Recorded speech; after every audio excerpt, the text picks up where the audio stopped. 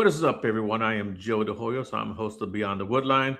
Real quick before we get started tonight, for those of you guys who don't know, I am the executive director of the JRG, which stands for the Jevning Research Group. It's headed up and founded by Mr. William Jevning. He has been in the Bigfoot field for 50 years. Uh, he was friends with Renee DeHenden and John Green. Those are two of the four guys who are considered the pioneers of the Bigfoot world research. And he had his first sighting when he was like 13, 14, 15, right in that area. Really, really interesting encounter.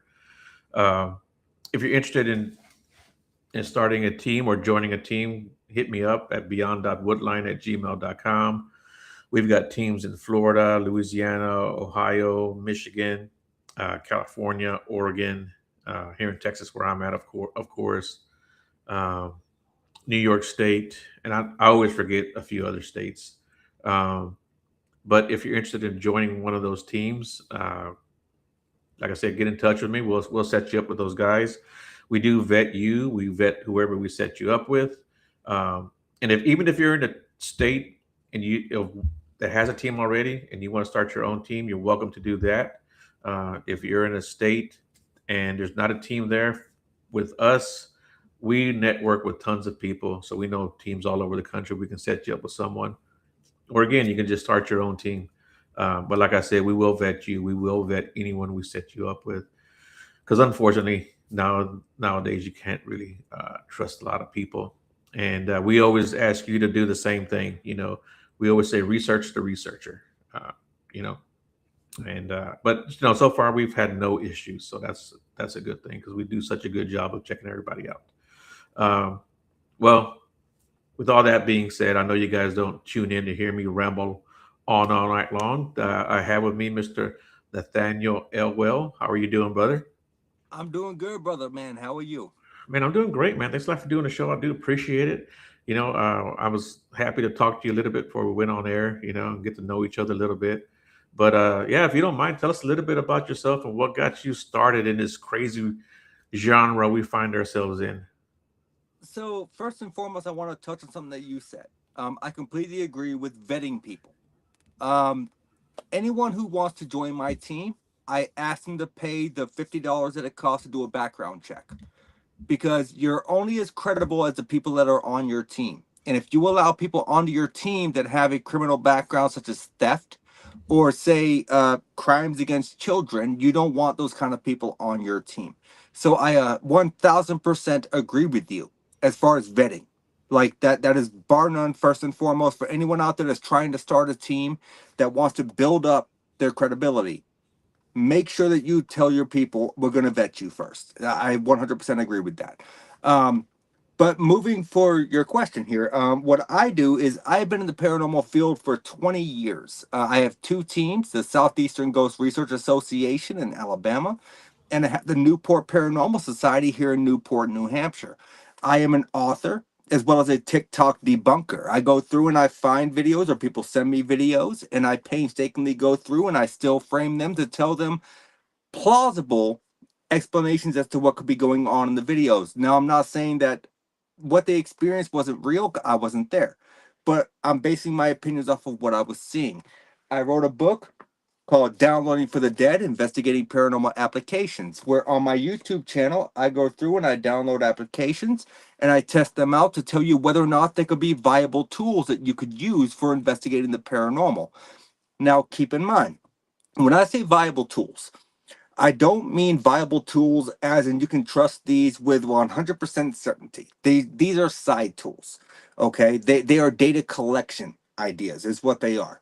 But on top of that, I go around, I speak at public conventions, and me and my girlfriend Morgan, who is a medium, back in January, were featured on the cover of Paranormal Underground magazine for our work in the paranormal. So I'm kind of like all over the place, man. I don't just research ghosts, I research cryptids, I research spontaneous human combustion. I am a multitude of information. Yeah, when we talked a little bit about that before we came on the air about and you mentioned the spontaneous human combustions. Um, Even as a kid, I was very much very curious about all this stuff. And when I was big enough or old enough to cut grass to earn money, the money that I would earn, that's what I would do. I would buy books, right? And I remember one of the first books I bought. It kind of had everything in it, UFOs and Bigfoot, of course, and paranormal. But there was a story in there about spontaneous human combustion. I mean, I wish I could find that book again. Uh, yeah, it was like it's probably my first book, maybe my second, but it was my favorite by far. You know, um, and I've looked for that book online, and I just can't find it anywhere. I'm sure it's out there somewhere. I just gotta, you know, remember it really properly. Right. Lifetime Books put out a series called The Mysteries of the Unknown. I have multiple books from that subset. There's, I think, 24 books in total. I think I have 10 of them. And one of them actually did go into spontaneous human combustion. So I'm Mhm. curious if that's the book series you're looking for to find the book that may be in question. Right. Yeah. Yeah. Like I said, there was a book. It had different other things in it. It wasn't just that one subject. Oh yeah, no. Okay. The actual book title was The Mysteries of the Unknown. Okay. I need to And look at so that. it went into UFO encounters, it went into Bigfoot encounters, it went into spontaneous human combustion, it went into ghost encounters. Mhm. One of the most famous ghost encounters they talked about in there was the Brown Lady of Rynham Hall over there in England. And yeah, like that book is a multitude of knowledge, which, mind you, in my paranormal library, I probably have a little bit over 156 books, and I've probably read 140 of them. Whoa, that's crazy. Um, so like, was there like a certain event or some kind of experience that got you like, okay, I got to figure this out? What was it? So, okay, I thought there was more to that. No. I kind of gathered the question before you said it, was why I was shaking my head. So, when I was younger, I practiced Wicca. Wicca was taught to me by my grandmother. And there was a point in time where I went through a dark time in my life, and I had a friend that I felt like they had wronged me. And so, from going from white magic to black magic, I started studying the art of Louisiana Vaudin, which is more commonly known as hoodoo. Mhm. Um, I made a voodoo doll of a friend of mine.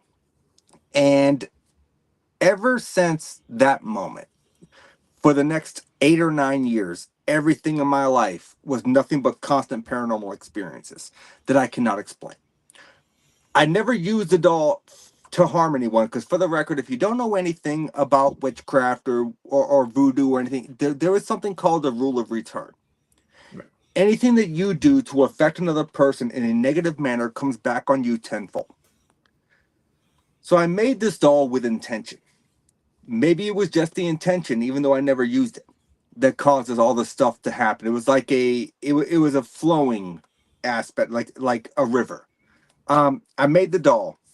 2 days later, my pit bull Stormy that we used to own, she was 16 years old, and for a pit bull, that's a pretty old age. She could no longer control her faculties. She used to sleep in my room, and she would sleep on my bed. And she had two accidents in a row on my bed where I had to, pull my sheets off, scrub the bed down. And I remember that the night that I kicked her out of my room, she came over and went to jump on the bed. I grabbed her by the collar, took her to the door, and I said, "Stormy, you can't sleep in here anymore, baby. You're too old. You can't control it, and I can't continue to wash the sheets and scrub the bed. I just don't have time." And I sent her down the hallway. And I looked down the hallway and saw her kind of do that over the shoulder look like that, like maybe he's just messing with me. And I closed the door. The next morning, my father got up for work. It was about 4:35 in the morning, maybe 4:40. That's about the time you would get up for work. And he woke me up and said, "Hey, just to let you know, Stormy passed away. She curled up underneath an end table in the dining room and died." Was it me not letting her sleep in the room that didn't prolong her life? I don't know. Mhm. But I can tell you that starting the very next day, I would hear scratching on my footboard. And like the little sideboard that goes to your bed, I call it a footboard. It could be a sideboard. I would hear scratching on the sideboards. And I am OCD about having doors closed. Like if I have a closet door, bedroom door, if I walk through the house and my parents fucking hate it because I'm not gonna lie to you, I live with my parents, they hate it. I will walk through the door, and if the door is open, I close it. Except for the bathroom door downstairs, because that's where the litter box is. The cats have to go to the bathroom. But if I see a door open, I shut it. I hate open doors. So I went to sleep one night and I was hearing the scratching and I was trying my best to ignore it. Then I feel this almost biting sensation about where my heel would be on my blanket and my sheet. And it started tugging. And I'm like, maybe in my stupor, I didn't realize what I was doing because my dog had died 3 days prior to that. Maybe I was still grieving. I don't know. But I said, Stormy, quit, quit it. You need to go to sleep. I'm trying to go to sleep. I have to be up for work in the morning. And I kicked my foot back, and my foot hit something solid. And out of the darkness, I hear this voice that does not sound human say, Nathan. And instantly, frozen spot, didn't know what to do. It took about 20 minutes for me to muster up the balls to roll over and grab my flashlight that I had sitting on my end table. And I turned it on, and there's nothing in the room. I didn't hit anything. And then it clicked on my brain that, hey, wait a minute, you didn't just kick the dog because the dog died 3 days ago. And when I shined my flashlight at the closet, I had one of those French door closets that had the latch you had to kind of curl over and put in the eye hoop. Right. The door was wide open. And I am OCD about doors being open. So that being in mind. So from there, it kind of progressed to I was having nightmares of myself dying in violent ways. The nightmares continued on for about 4 months. I would wake Wow. up every day, cold sweat. Like I would feel myself at sometimes bounce on the bed because I had fallen from a high spot. Then the tapping on the window started. 3 a.m. every day. And we all know 3 a.m. If you follow anything in the paranormal, the 3 a.m. is the anti-hour, it's the witching hour. I would hear this tapping on my window. 3 sets.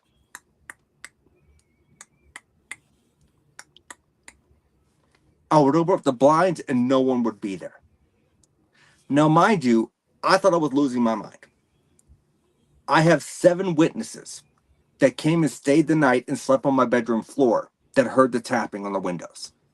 And they saw me open the blinds and no one would be there.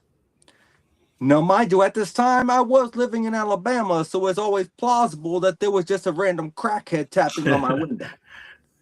That is always plausible. I'm not going to say it's paranormal, but I'm going to tell you the chance of that happening every single day for almost 4 months and it being a random crackhead that just like Houdini disappeared is very, very unlikely.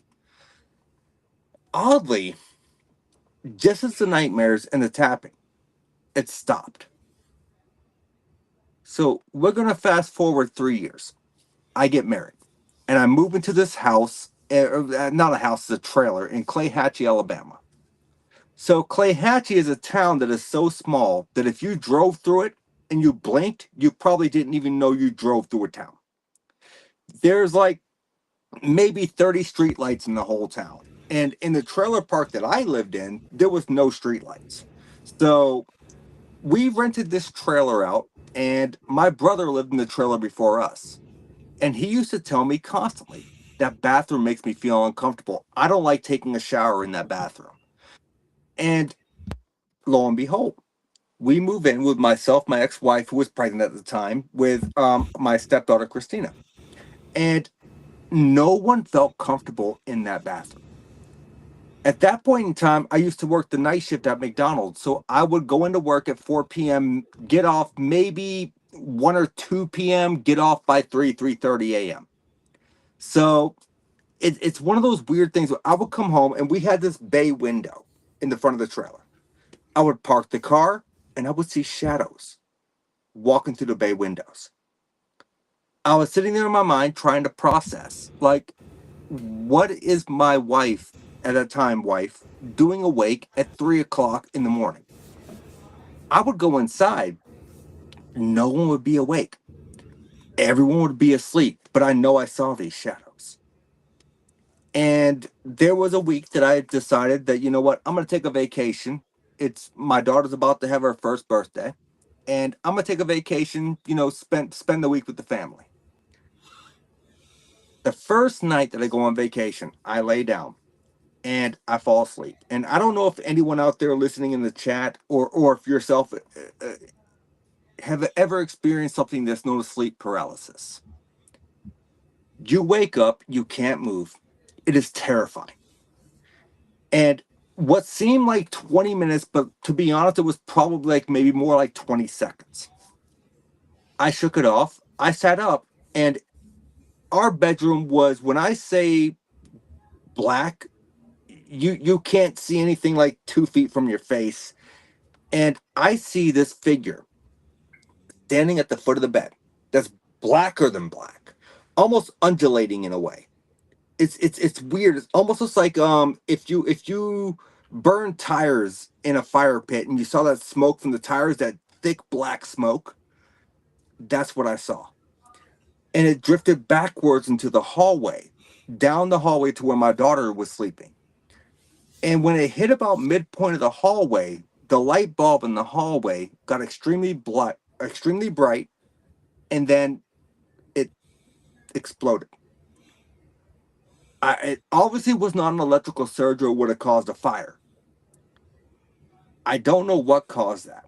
And then after that event, I got up, I checked on my children, make sure they were okay. They were.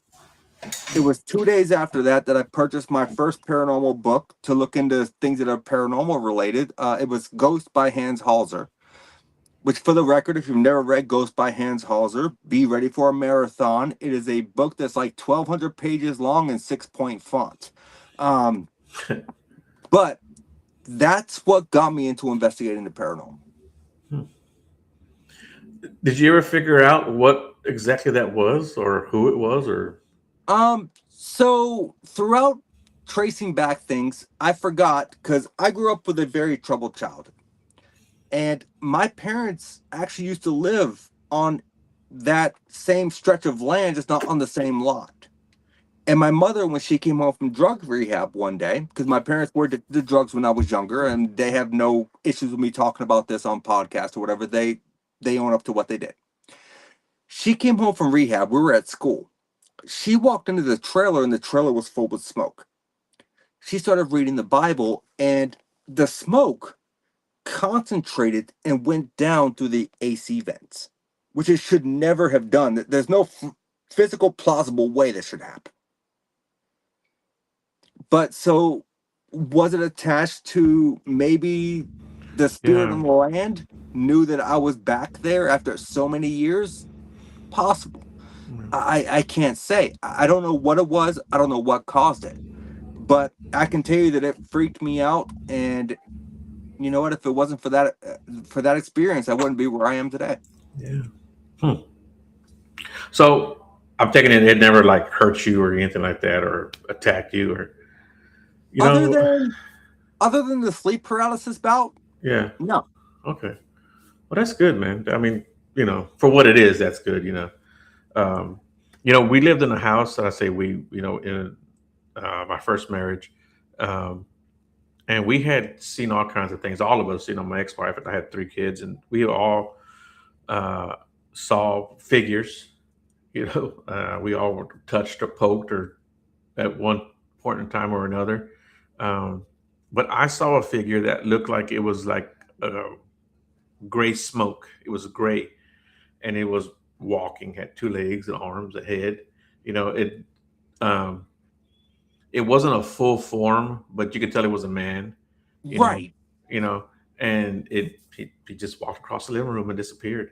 And I saw that with my own eyes. I was very, very strange to see.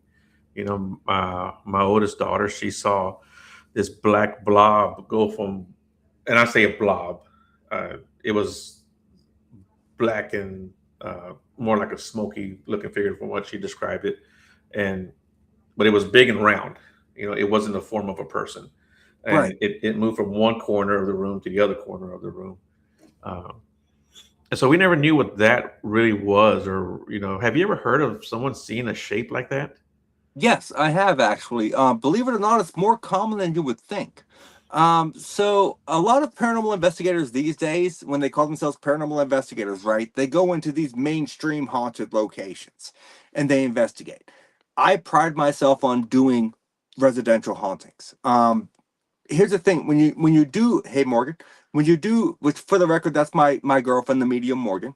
Um, so when you do residential cases, you come across a lot of a different aspect than you would if you would go out and investigate these mainstream locations. You are going to encounter a lot of weird occurrences. Blobs that look like they're wispy smoke. You're going to encounter circular puddles of water, which is tantamount to a poltergeist style activity. You're going to encounter chair stacking, which once again is poltergeist style activity. You don't hear about this kind of thing when you go out and investigate mainstream stuff. And this is where I kind of feel like the differential is when you go out and call yourself a paranormal investigator, but you only do these mainstream locations that everyone has ever been to. So you're researching and you're doing your thing, with nothing against these kind of people, for the record, don't get it twisted, is you're going out and you're investigating previous claims based on people that have already been there. Whereas I go in, I look at residential hauntings in the attempt to help other people. Uh, the dynamic is wide, and it's completely different because I have heard stories about what you're explaining about this wispy ball that doesn't have a human shape, and you really can't explain it.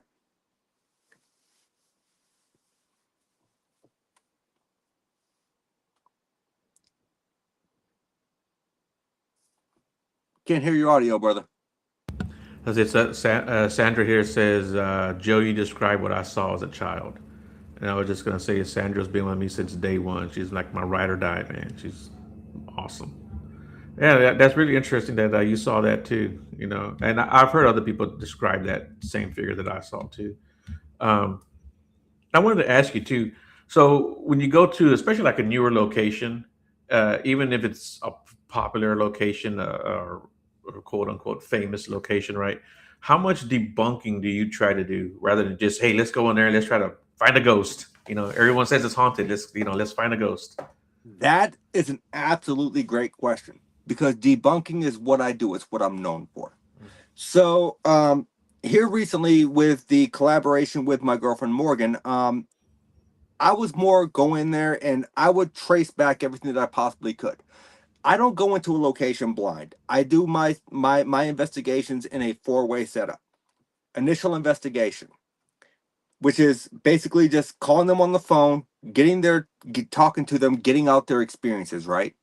Then I meet them in person and I'm recording that conversation because when I go back and compare the conversations, I'm looking for variables within the conversation. Because the first two interviews are going to tell you whether or not your clients that actually need help are legitimate or not. Because what you're going to notice is a vastly different story from the initial conversation to the conversation that you recorded. I'm not going to say that they are not experiencing anything, but it's less likely that it's paranormal if you do the proper steps. Third is I do an on site visit. I go out, I visit the site, and I personally sit there and I sketch out the site. I have a pad of grid paper. I'm sketching out each room, and then I walk the grounds. I'm looking for different things that could cause auditory or physical hallucinations, such as power lines too close to the house.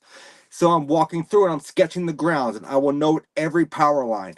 I go down to the basement, and in the basement is where I get really detailed because I'm looking for un un un what do you call it? Freaking where the lines aren't insulated.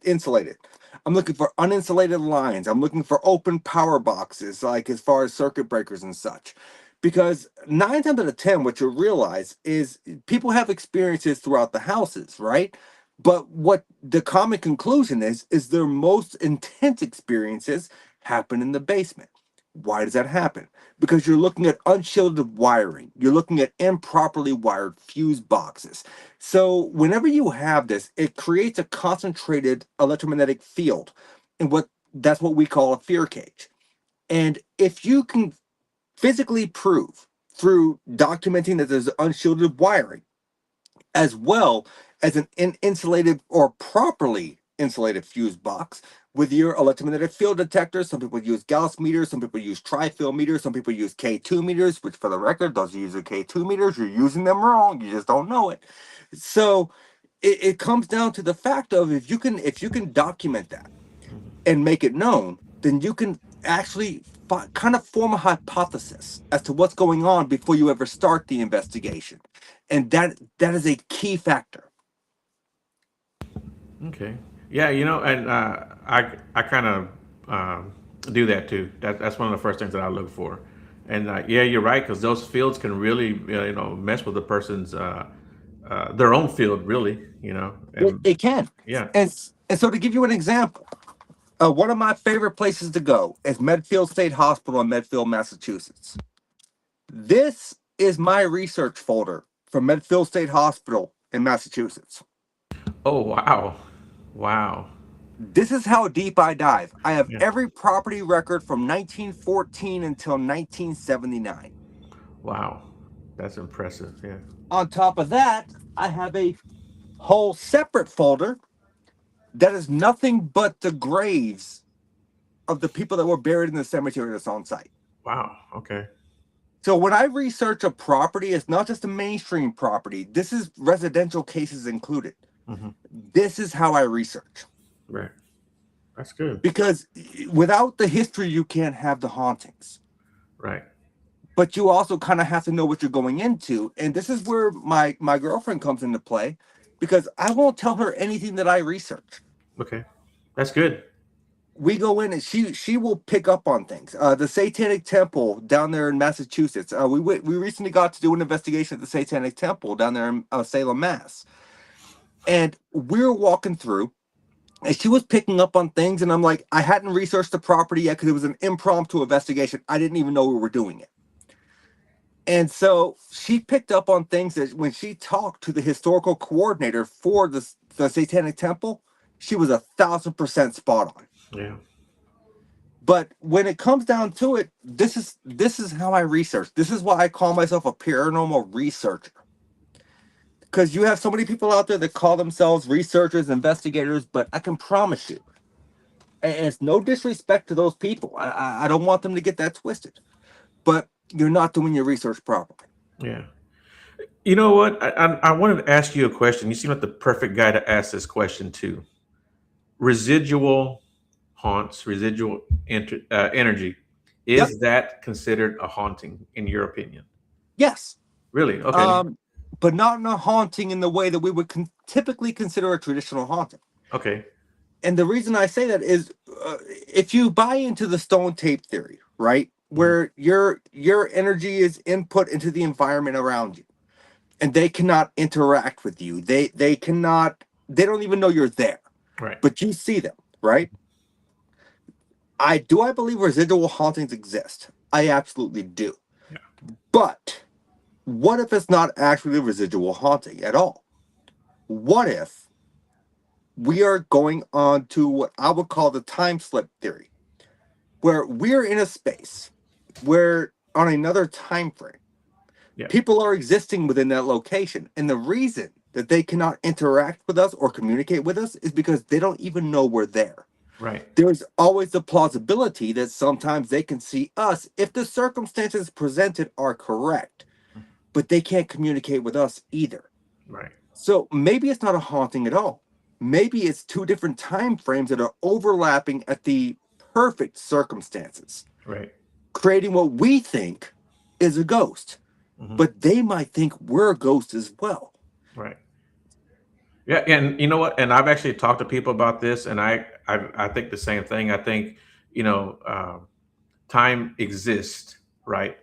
And it exists at all times, if that makes sense. And It does. so, yeah, it's someone had a word for it, and I someone described it as time is linear, right? But there was like another word Yes. for it that it's all happening at the same time. So we're going to overlap. I'm blurry. We're going to overlap. And sometimes they're going to see us, and sometimes we're going to see them. You know what? Look, you're blurry, man. It happens when we talk about spooky stuff, right? Yeah, there you go. Yeah, exactly. Yeah, the ghost But was it's talking about that. Yeah. it's the same circumstances. If you set a stopwatch and you're standing at the bottom of Mount Everest, right? Mhm. You set a stopwatch and you give another person climbing to the top of Mount Everest a stopwatch and you tell them this is to run continuously. You know what's going to happen? Mhm. When they reach the top of Mount Everest, their stopwatch is going to show at least a 9 to 15-second differential compared to Wow. yours. Hmm. Could that be atmospheric conditions? Could it be battery drain due to the cold? We don't know, but it's worth looking into. Maybe when you climb to that elevation, you are on a more ethereal realm where time kind of slows Mhm. or speeds up. We really don't know. But so the time slip theory for me, that absolutely holds merit. Do I think that residual hauntings happen? Yes. Do I think that I've encountered cases where certain things happen on certain days every single year, and that's the only time people encounter things? Absolutely. But do I think there's a ghost wandering around that you cannot communicate with, that you can physically see or experience, but they want nothing to do with you because they don't want to communicate? No, I think the time frames and the circumstances as far as atmospheric conditions and everything else are perfectly overlapping for you to be get a glimpse into another time frame. And you're viewing someone that's existing within the same time frame but not necessarily on the same time frame, if that makes sense. Right. No. Yeah. It does. It does. Yeah. It's hard to explain and put into words, but yeah, that makes a lot of sense. Um, as far as evidence goes, there's plenty of evidence out on Facebook and TikTok and every other platform, right? Oh, of Um, course. right. You know, something from me coming from the Bigfoot world, what drives me crazy is all the blurry images.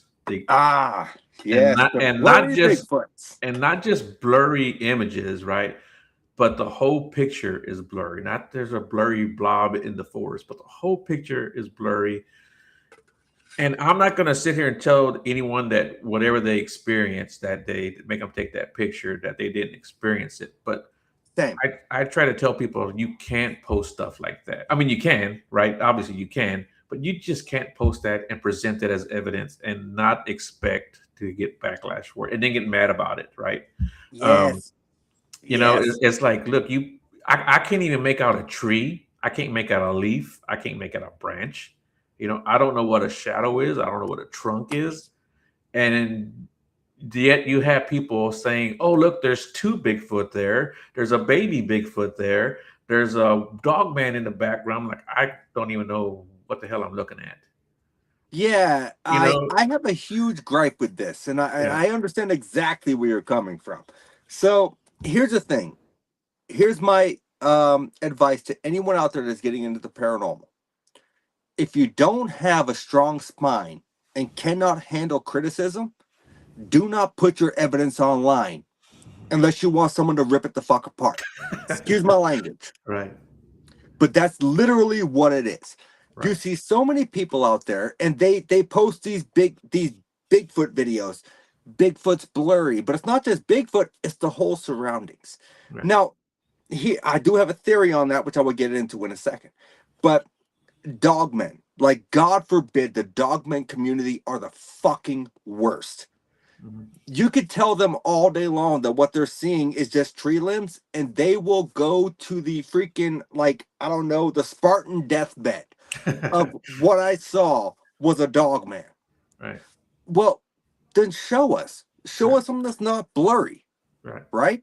So when it comes to Bigfoot, though, I have a theory on this. Is there is a lot of people out there that claim that Bigfoot is an interdimensional being. He can move within realms, right? So what's to say that, given our technology, there is not a plausibility that if someone takes a picture or a video of a Bigfoot, that it shows up blurry because they have this natural protection about them as far as like maybe emitting some kind of electromagnetic interference that makes our phones lose focus. Right. And I've got it even crazier. I don't know if it's crazier. Sandra says, I agree. A theory that I put out there, and I actually had people kind of confirm this. Um, I think that these creatures are being tracked, and the powers that be have technology out there, and that's part of the reason why we get a lot of the blurry pictures, a lot of battery drain. Um, there's an area that I go to, and I know for a fact that these entities have been out there and have chased people away. You know, Yes, the guys in the black vans or the black SUVs. Um, I know all about them. yeah, and I know that they have chased people off of public property. You know, and we've run into a couple of these guys ourselves, and they weren't nice, you know. So I don't talk about that too often on this show because you know. But if these guys are tuning in, thank you for tuning in. Yes, But thank you all. yeah, but you know, yeah, I just don't want any trouble because I've known some of the people that I've gone out with have gotten phone calls, you know. Well, I Uh, can tell you this: I'm here for the smoke. yeah, So yeah, if anyone wants to come and question me, they're more than welcome. I can tell you that when I was 6 or 7, I used to camp off of Lake Mead in Las Vegas, Nevada, because we were homeless, mm, and we ended up actually at the gates of Area 51. And not many people can say that they've seen the gates of Area 51. I can tell you that I have, and I can tell you that even though I was young, I can promise you this: armed guards will instantly remove your ass. right, Um, that is a fact. But as far as what you were getting at, do I think that it's possibly a cover up because these creatures are known? Yes, because when you look at it from the logistics, right? There's every culture out there that has a existence of a Sasquatch in some kind of different form or shape. Um, Here in America, you know, you have multiple different names. The Mogollon monster down there in Mogollon Rim in Arizona. You have the Alabama white thing down there in Alabama. You have the skunk ape in Florida. You have the obviously the Bigfoot. You have the Sasquatch. But then when you go overseas, you know, you have the Yowie in Australia. You have the orang pendek. You have the Oma. I mean, there's so many different variations of Bigfoot that have been reported way before the time of physical communication as we know it today. right, yeah. So these creatures came from somewhere. And I'm sorry that there's no way that all of these stories are fabricated. Oh yeah, yeah, yeah, for sure. Because I think Eric Leifson, who's it? Eric Leifson, the Viking. He wrote that the men here were big, tall, and Yes, hairy and stinky, right? Yeah, yes. yeah. And It who was the president? Was it? It was one of the Roosevelts that also it wrote was it about was it. Theodore. Yeah, yeah. He wrote about it, and was it Boone, Daniel Boone, that wrote about a Bigfoot also? It could have been, Yeah, but I'm not going to say that on sake of I'm not positive, but I think yeah, it could have been. yeah. I think it was him also. Yeah, yeah. So But these creatures have been like sighted for hundreds and thousands of years, right? if I'm not mistaken, even in the Lois and Clark expedition, Lois read about Really? Okay, I gotta an check that encounter. out. Yeah, yeah, I didn't know that. Okay, I'm relatively certain on that, but yeah, there's no way that these creatures don't exist. hmm It's just, what are these creatures? Where did they come from? Are they interdimensional? Why have we never found a body besides that one dude on fucking TikTok who claims he has multiple frozen bodies? I'm sorry, dude. You well, need to go get looked at mentally. Um, he's doing strictly parody. He has a video there. He talks about that it's all parody, and then, yeah, so don't take yeah, it but serious. people believe it. People That's the believe it. problem. People believe that stuff. Yeah, just like that one guy who was parading around, right, with a fake body here in Texas. Oh yes, yes. Yes, yeah, yeah, But my issue with that is when you make videos like that, whether or not it's satire or a parody, right? People believe it because they want people to believe believe so much in they it. want to believe it, right? And all you're doing is instilling false hope. And I can't stand that. Like I, Yeah, I don't like I live on evidence. I live on the facts. right. And so to me, that person is completely deceiving the public that believes in Bigfoot, Hmm. and they want to believe. Right. Yeah. Yeah. And You're taking advantage of it. You know. yes, Yeah. it's like the TikTok account. I don't know if I can call them out on name here or not. If I can, I can. If I can, I can't. Right. Yeah. Let's not do that right now. At least until I Fair. know. Yeah. I'll just tell you there's an account on TikTok that I know of that I've broken down multiple of their videos, and they have recently blocked me. Um, Not that I care, because if you're putting out fake shit, I'm gonna call you out. Yeah. And it's just one of those things where the paranormal is so mainstream right now. Like, people love it. Like, they eat it up. It doesn't matter if it's UFOs, it doesn't matter if it's cryptids, it doesn't matter if it's Bigfoots. People eat it up and they love it. And you have so many people out there right now that are putting out fake stuff that it's making the field as a whole not credited. Science is never going to take us as a form of accredited science Mhm.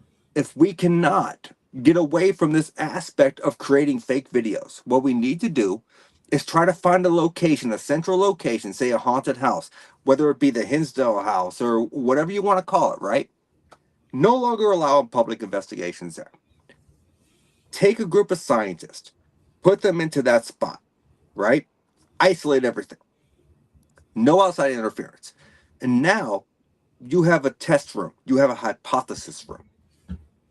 You allow those scientists to document anything that they experience, and they can use their scientific equipment, whatever that may be, and they can take that data and they can plug it into an algorithm.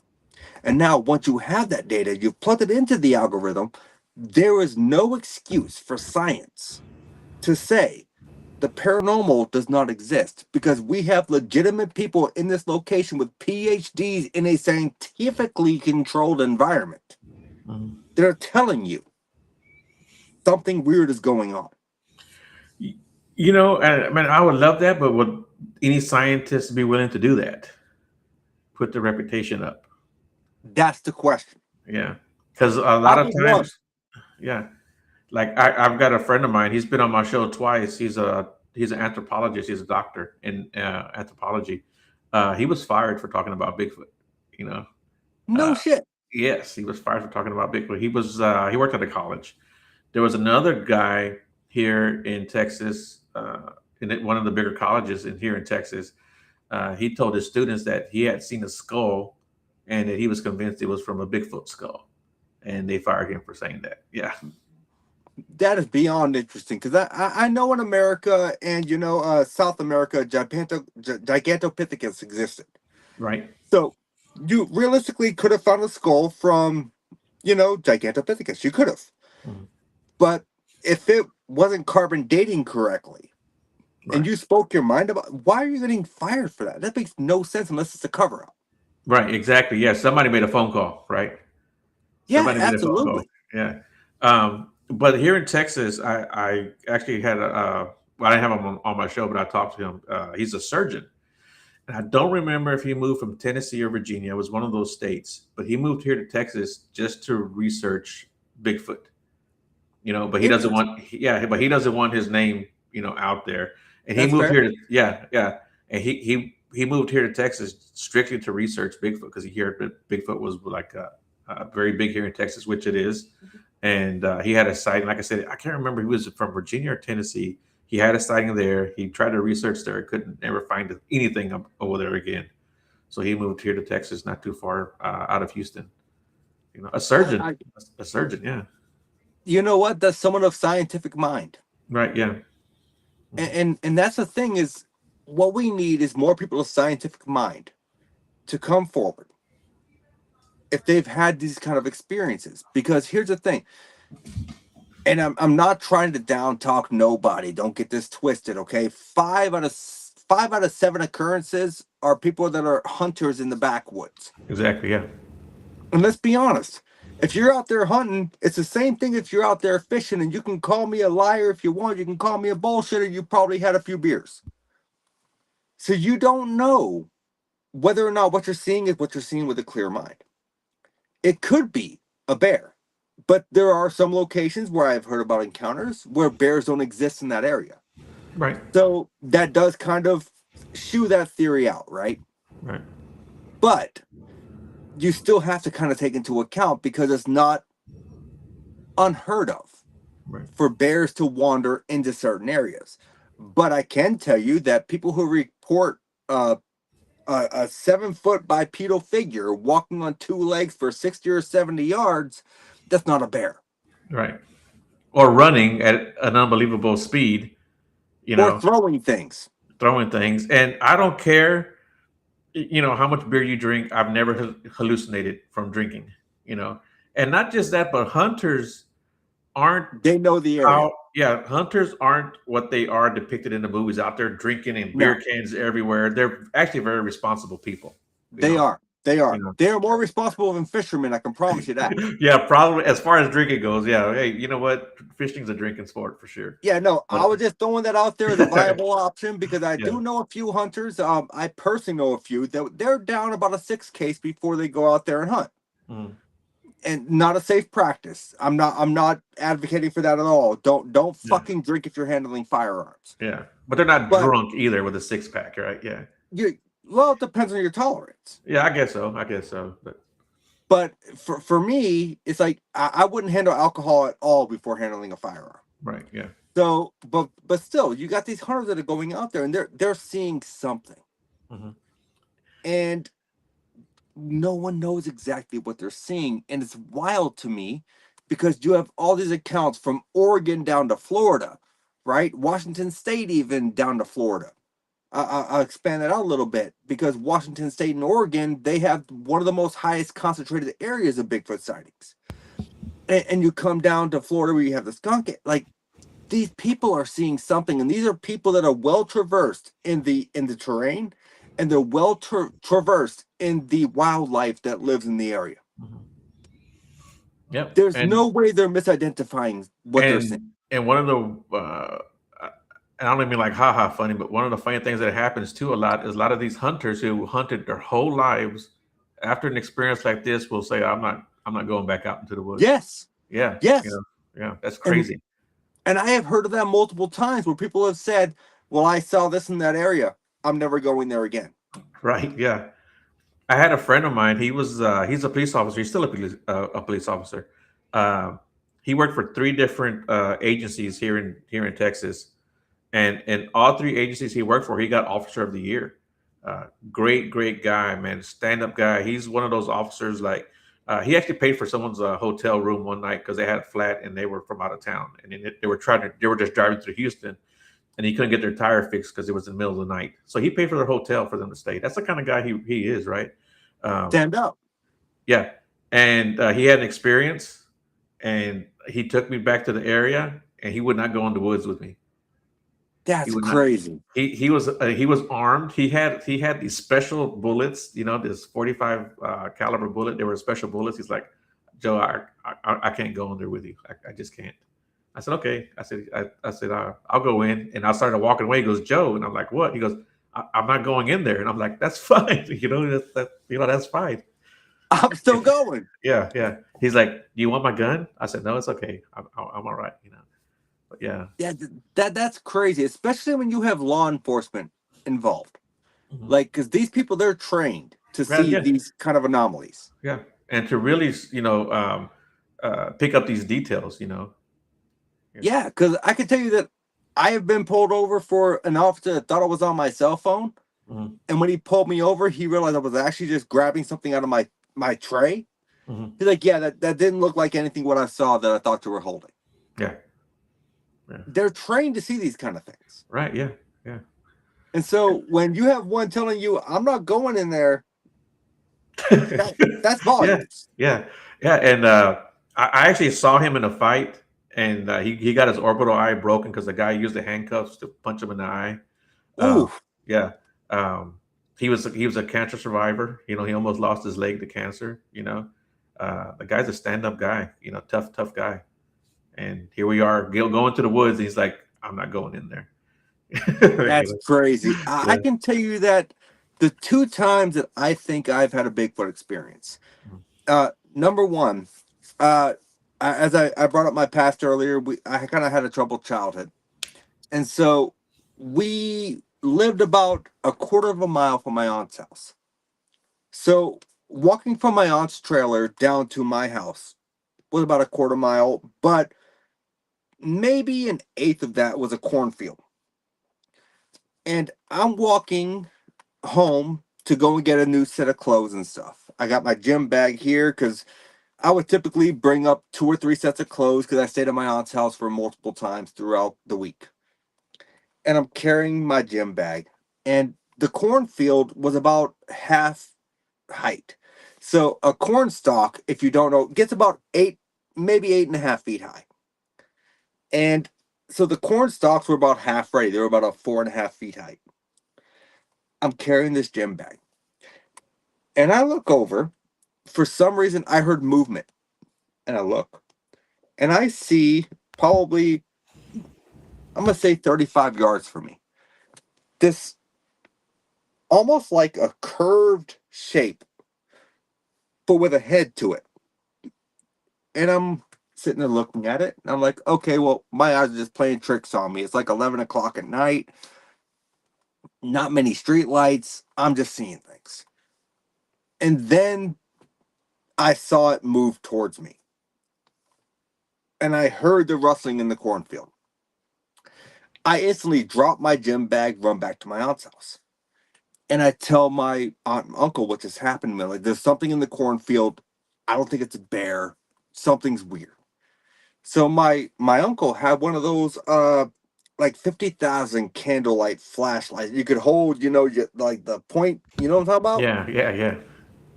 So he comes outside on the back porch and he shines into the field, and we capture a glimpse of this figure.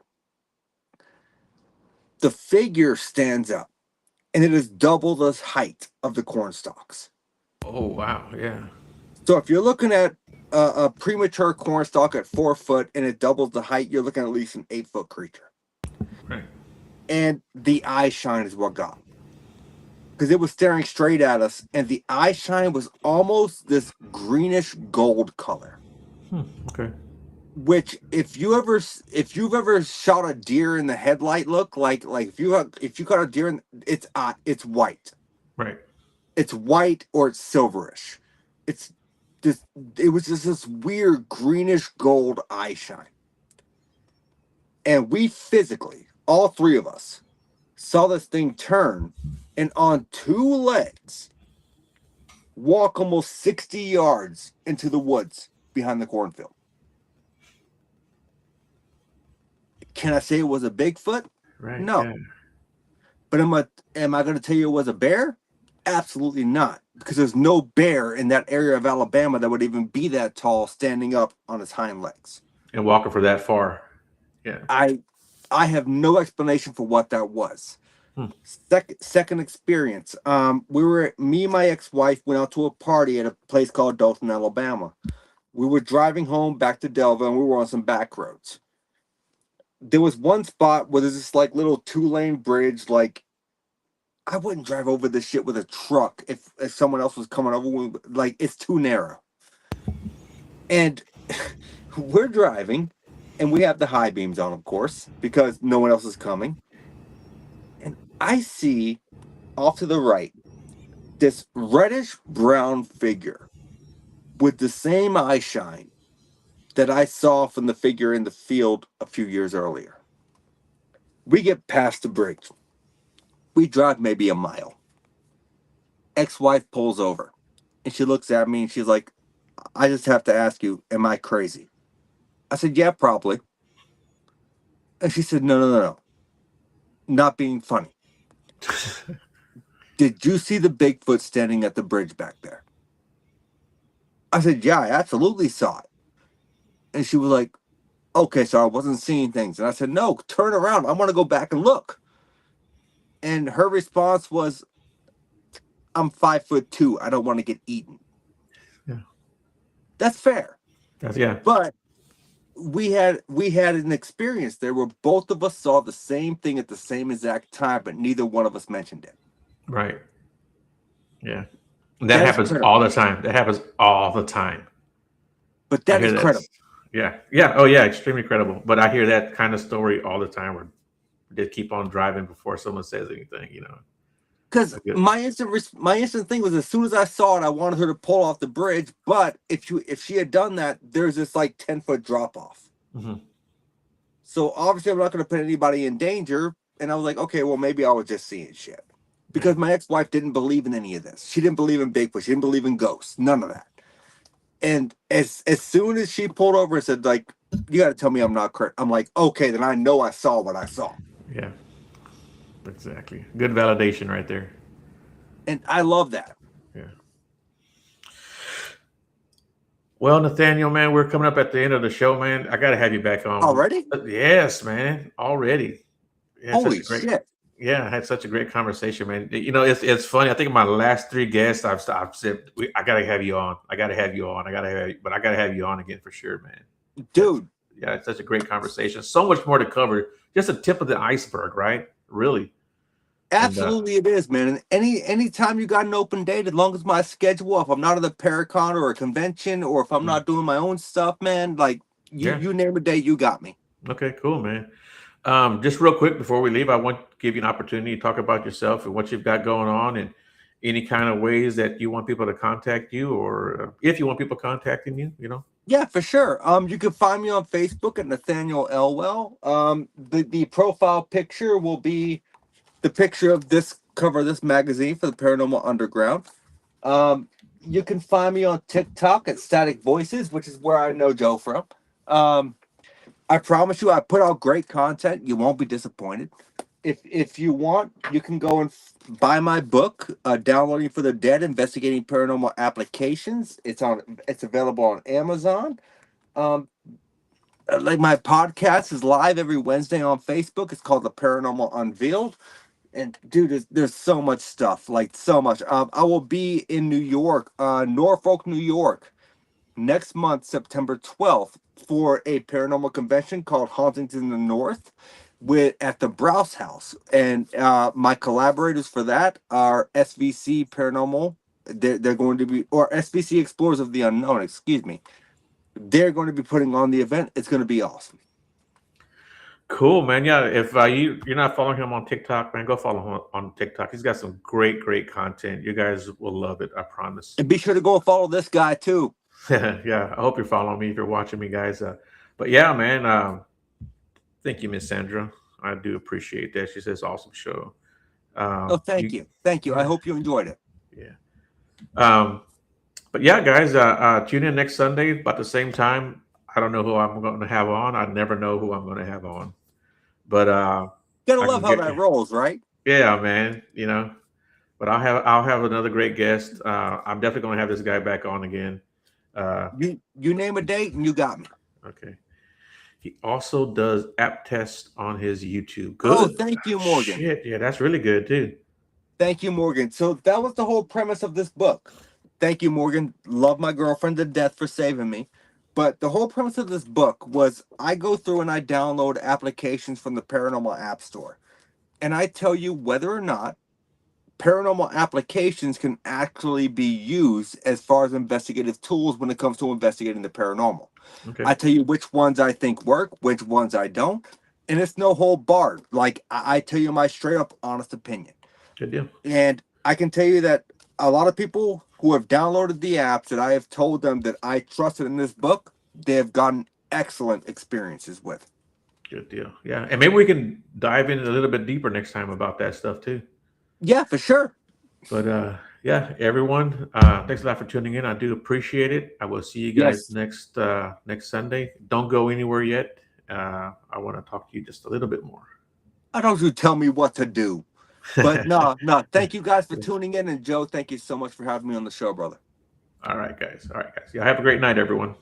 Have a great night.